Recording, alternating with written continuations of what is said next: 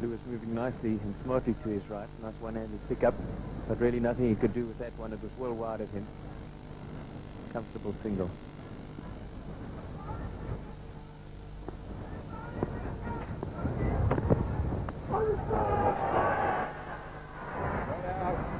Well, Herschel Gibbs is finding it somewhat more difficult here on his home ground than he did at St. George's Park. Yes, if you compare the two wickets, there's much more pace in the Newlands wicket.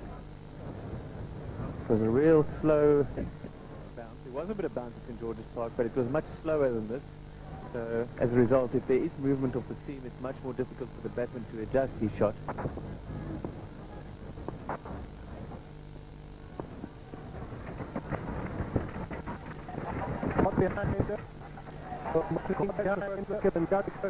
McLean gets the first wicket and Gary Kirsten way early on in the innings, but aware and very difficult to ascertain what is a good score on this wicket, and not easy to decide exactly how you should play.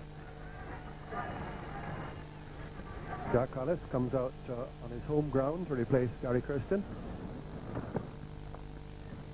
That's nicely timed. It'll be the first boundary of the afternoon. My goodness me, what a good shot that was. At the end of the over. 25 for 1. Good delivery. Terrific delivery, in fact. Left it well, didn't it?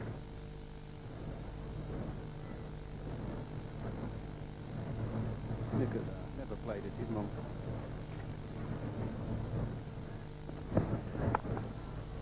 That'll be 4.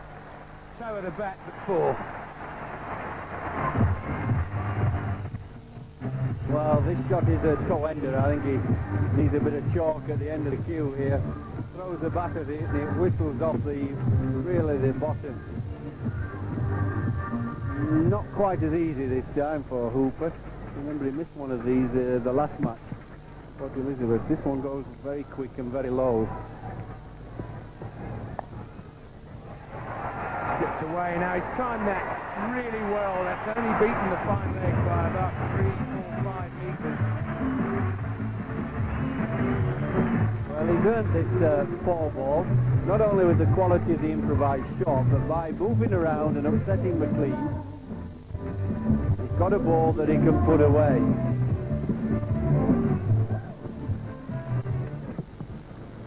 He has got some talent, lad.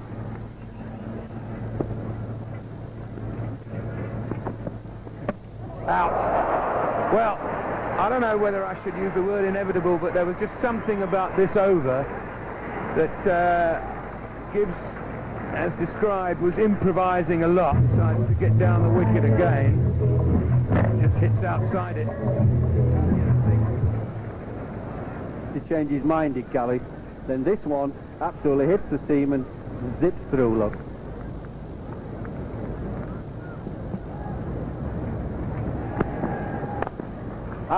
He's got it away at last, but I don't think right off the middle of the bat, but he might just get there. No. Peculiar Grass has just held the ball up. Third time lucky.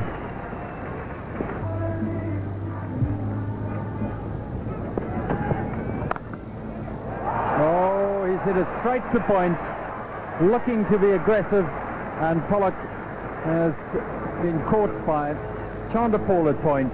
McLean gets another wicket. Giving himself room, but look at the bounce. That's what fooled him.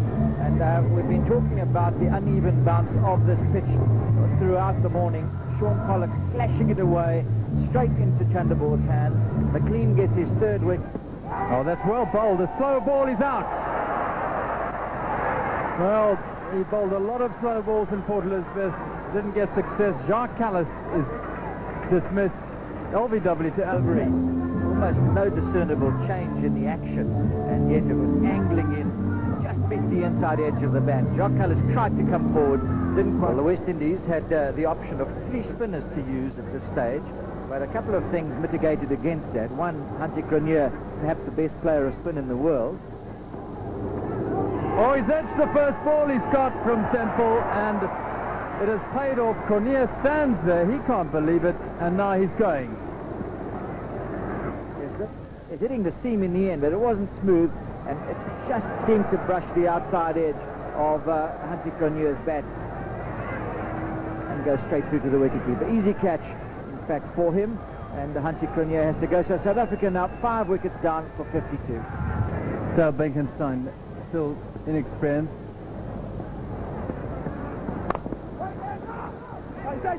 Wait, yes, no, no. Well, that would have tickled the dressing room up.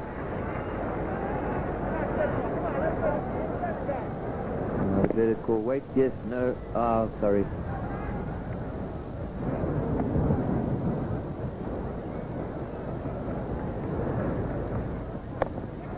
He's pulled that away. It's up in the air. Arthurton's under it, and 6 down, South Africa.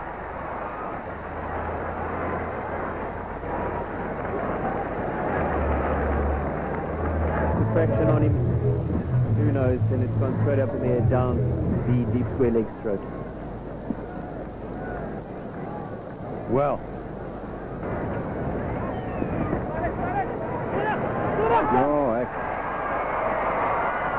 the hell thing you want. You need to bat your overs out sensibly. If they can get a score of 170, 180, yeah, you can win from that. Lost it out over the top. And it will go away. That's a good shot. But again, the element of risking it. But it goes over the top for 4. 93 for 6.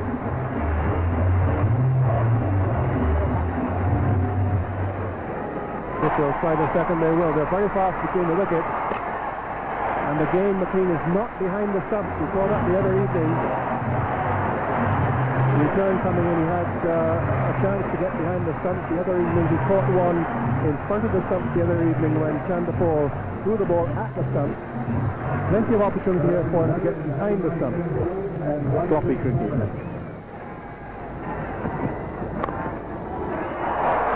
Just wide, and that's gone for 4. Well, he went after it, was in the air, just wide of Chanderpaul. Also a dangerous man. Well, he took the wrist, joined the back on the up. It went catchable height. What's this? It's on the up, short of the length, but it's way backwards. Uses what little pace that Semple has. He's only medium slow. Didn't try and belt the living daylights out of it. An appeal. Bit of bat there as well. There's trouble at the bowler's end, and Ambrose intercepted the ball. The throw coming from Chanderpaul, there's no guarantee that it hit the stumps, but Ambrose intercepted it. Yes, he was halfway down the pitch in the end, Ambrose, and you could see Benkenstein was unsettled by the ball that had wrapped him so low on the pads. Good throw by Chanderpaul. Was in the general direction of the wickets. Oh, that's got to be close.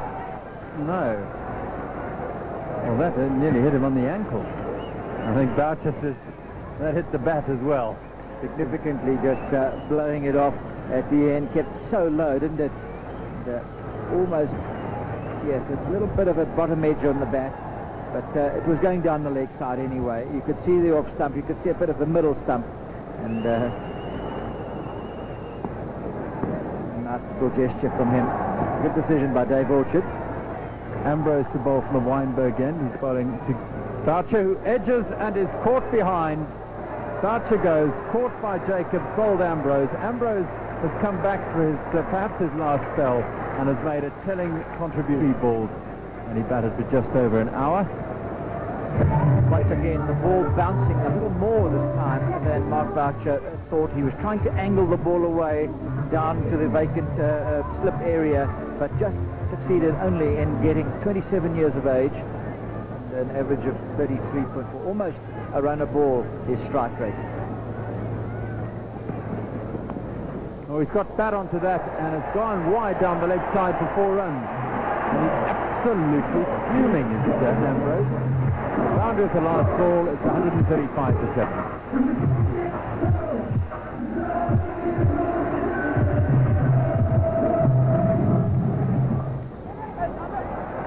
Oh, he's going to get runs for it, probably 4. Long chase for Ambrose. No, they haven't got the deal with the ball. Yes, he just launched that nicely. the South African score goes up to 150 with that stroke at the end of the 43rd over.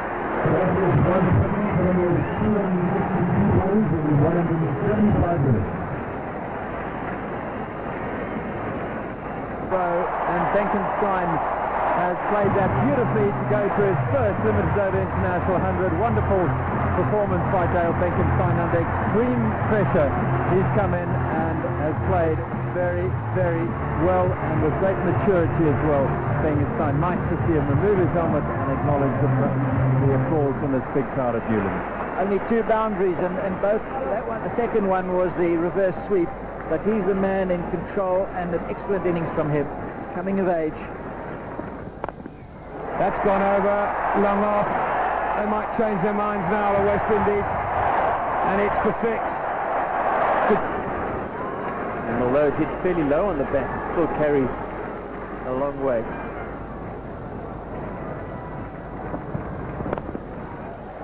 Put away by Klusener. He's hit that hard. My goodness me, hit that hard. Heavy one, I'm sure he's using on the slow pitch today. Contrast in styles between the two of them, but both as good. Partnership been better than a runner ball as well.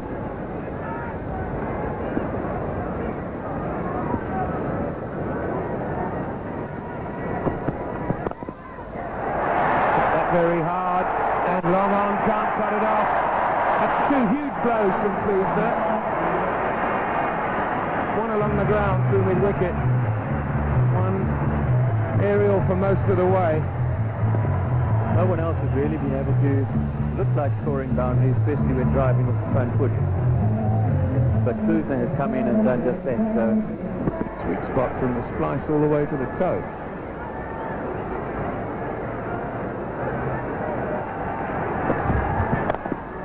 And again, long off back here, 191 for 7.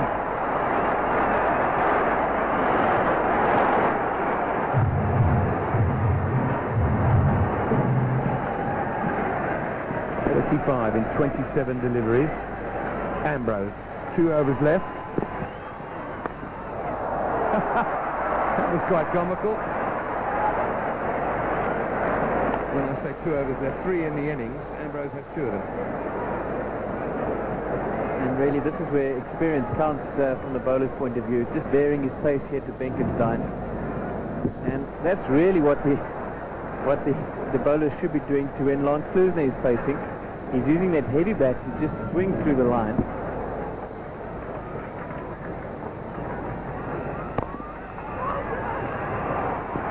Benkenstein calls for 2 as he hits it. No problem getting it. And the 200 up. Is 198 minutes.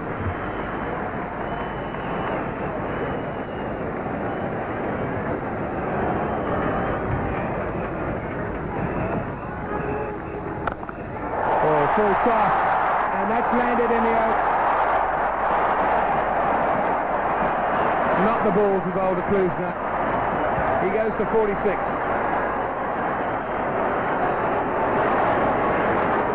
Yes, sometimes you're just going to have one of these days where everything you hit just seems to go sweetly off the middle of the bat. This again, straight over the head of the fielder, right on the boundary.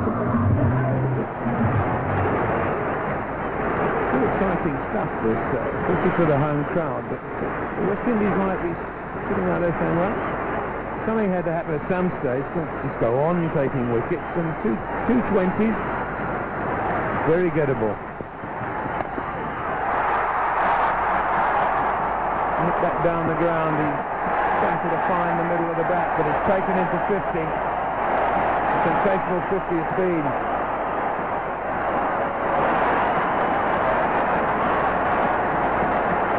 Brilliant mark there.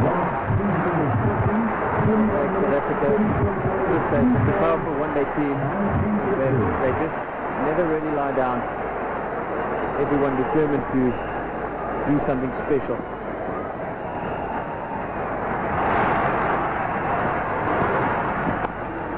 It's well bowled, but he's got it away for 2. Benkenstein looking for 3. Has to take on the throw, he does. The Richardson Symcox record is broken. And the score moves on to 219 for 7.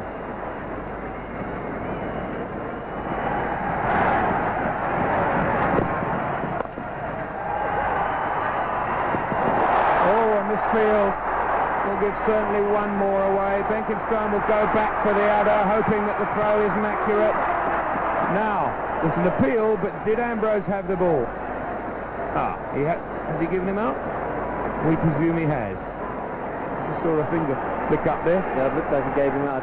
Question of whether the ball hit the stumps directly or shoveled it onto the stumps. Certainly the ball didn't end up in his hands. Benkenstein sacrificing his wicket there for the team. Top line international side. He's been in good touch for left-hander.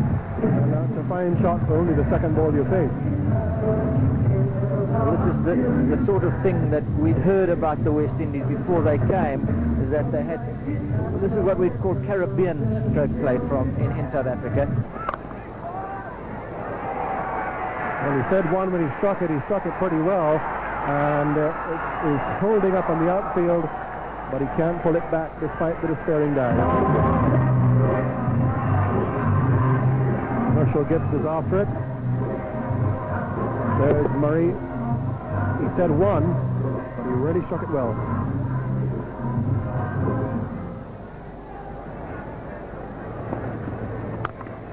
Oh, that's magnificently struck. He was waiting for that on the back foot. He posed on it as well, and it really was a bad delivery from S Elworthy, but it really was hammered by Murray. It was almost predetermined, because he seemed to be just waiting for that before the ball was even bowled, and he connected very well. Look there, he goes slightly back and then wafts it away from a roundabout off stump.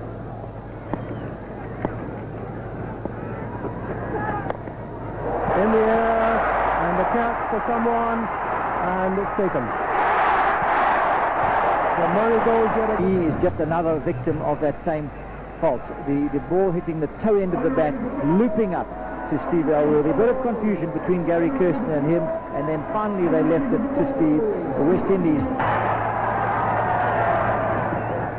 Who's edged it? He's caught behind, and Callis gets Keith Arperton driving once too often outside off stump. He's tried his shots, played good, correct cricket shots. It was up, they went forward and really drove through the ball. And Arperton really has perished as a result of just playing rather than playing correct cricket shots outside that off stump. And he's gone 15 now, 67 for 2.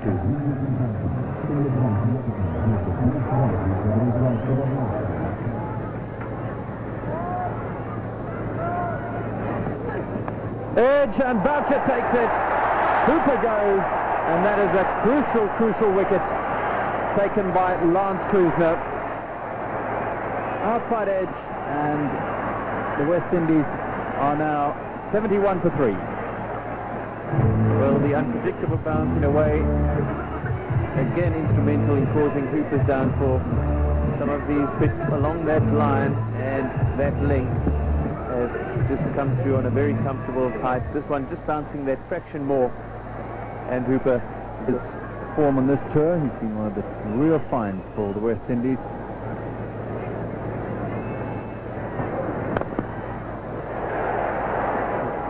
I can't believe that was a bump ball. It looked like it for a moment, but it's gone for 4. So I only assumed that it wasn't. Beautifully timed shot. Maybe he was hitting with the wind, Robert, because he just pushed this over the bowler's head. It bounced quite sharply, and they all sort of looked at it, then started to run after it, and suddenly the ball seemed to get some topspin, and it gained on them.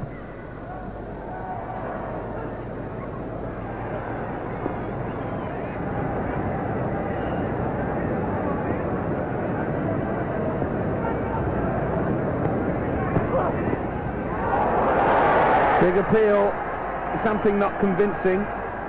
Yes, there was a shot, but you could see it was pretty well that hitting pad or the ball nicking the pad on the way through. We'll see it much better from the slow motion replay. as he goes to cut the ball, which was miles too close, and he seems to sort of hit his pads there on the way through. So umpire Rudy Kutzer making a good decision.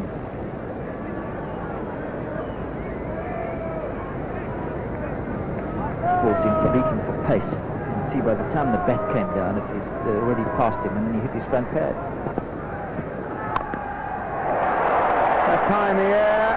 Cronje can't get there.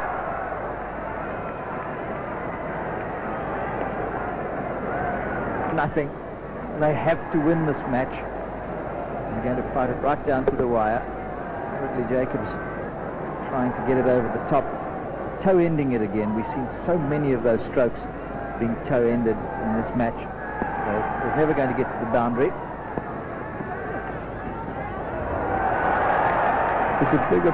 Well, Klusener's convinced. That was a sort of... well, I've got him type of appeal, as opposed to an unconvincing appeal. He almost seems to lose sight of the ball here.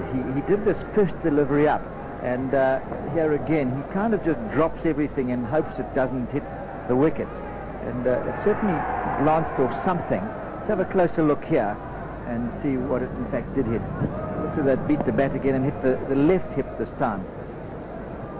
Certainly being peppered.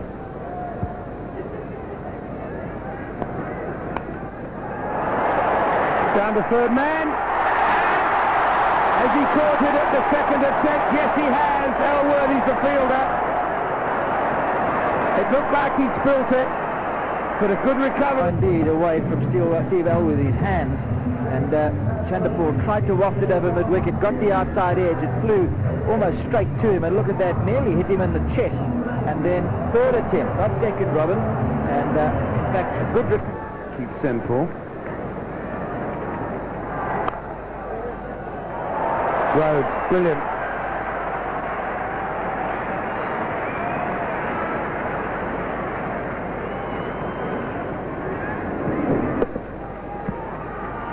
One of the beauties of the South African side.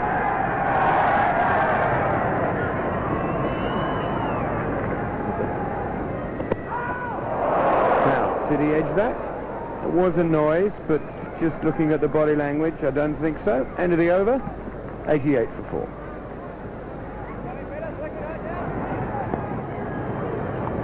It's in the air.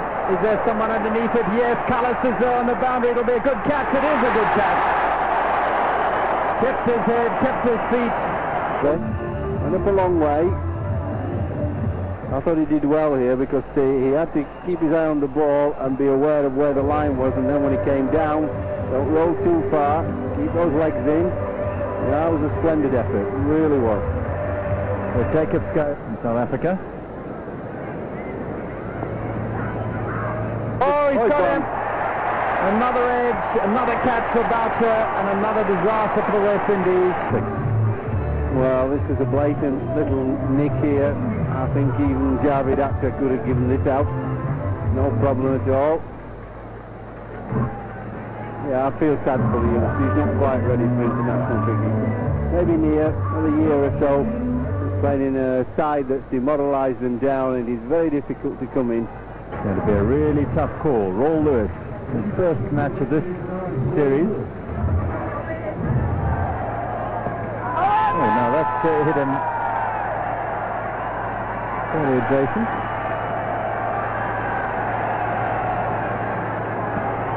He didn't seem to really make any effort to play the ball. He's always hiding the bat behind the pad.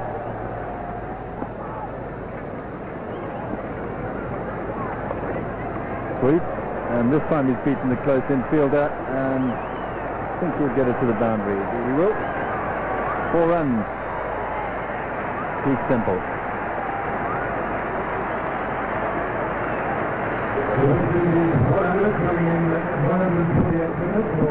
Well, he's got to try something.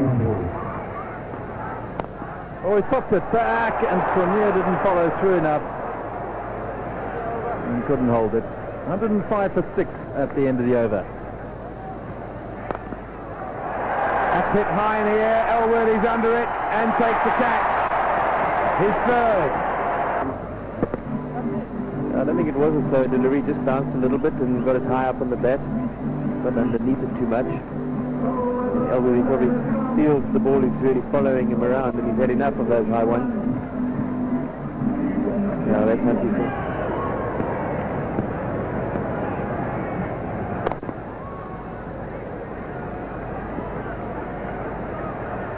Looking for two here, but there's trouble, and well, very little communication between the two batsmen. One's halfway down, the other hasn't moved. And a simple run out,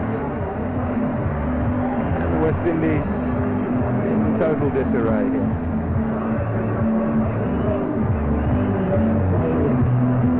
Yes, it's turning into a bit of a walk in the park for these South Africans. The West Indies have really not got going at all in this innings. And some good fielding, good work from Nicky Boyer, good work from Hansi Cronje and getting back to the stumps. And just another day's work for them.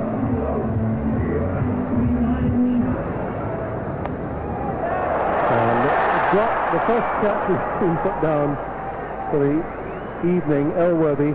Well, he put down one earlier, but he caught it back. On this occasion, coming forward and not being able to hold on. Yes, he must think that the ball has got it in for him. It's followed him all over the place tonight. And really, 8 times out of 10, he should have taken that.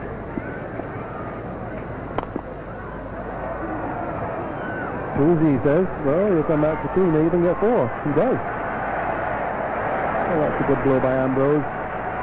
Hasn't really come out there for a long time. He's in a hopeless situation here now. He and McLean, if they can bang the ball around and hit a couple of boundaries, well, that'll give the crowd something. They really haven't had anything after Klusener.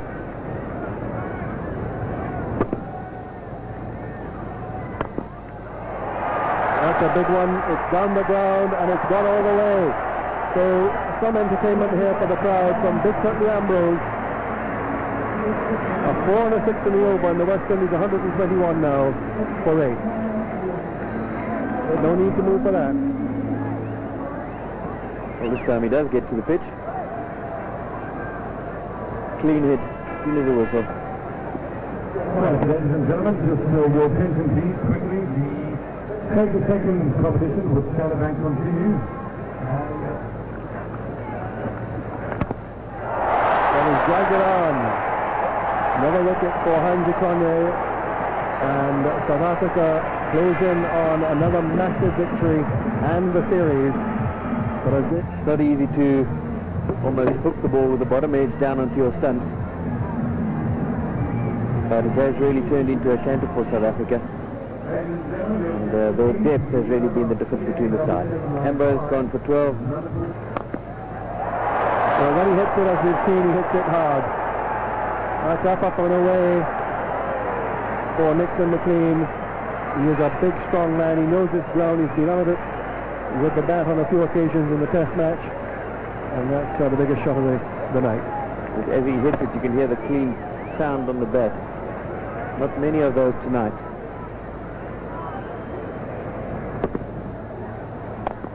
There he goes again. It's down the ground. There's a man getting around. He can't get there. A little misjudgment from the long-off fielder who ran in and then found he'd run in too far, and the ball drifting away from him as well. Didn't quite carry, and it'll go for 4. So I feel just a lapse a little bit in concentration from L Klusener, who's out there on the deep middle fence. And he really came in far too quickly. Down the ground again. A fielder is under it. That's the match. Comfortably taken by Sean Pollock. Boyer gets a bit of revenge, and the West Indies absolutely outclassed and humiliated and embarrassed. This is Ambrose. He went as the 9th wicket, dragging it back into his stumps. And after a little flourish from Nixon McLean, didn't quite hit this one hard enough. And Sean Pollock was down there waiting for him. Yes, obviously a disappointing end for the West Indies. Well, Chandapal